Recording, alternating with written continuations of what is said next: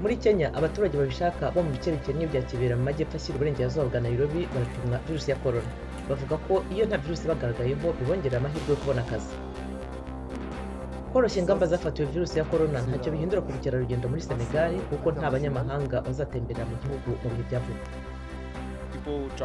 Inzoga zikorwa mu buryo butemewe n'amategeko mu mpande zose za Afurika y'Epfo zabaye igisubizo kuva guverinoma iciye icuruzwa ry'amasegereti n'inzoga zisembuye kuva hashyizweho ingamba za guma mu rugo. Amagana abatuye mu mujyi wa Minneapolis muri Amerika bigaragambije nyuma y'uko videwo ikwirakwijwe igaragaza umugabo w'umwirabura George Floyd ahezwa umwuka n'umupolisi wamuhagaze ku ijosi iminota 5 yateje uburakari mu birabura.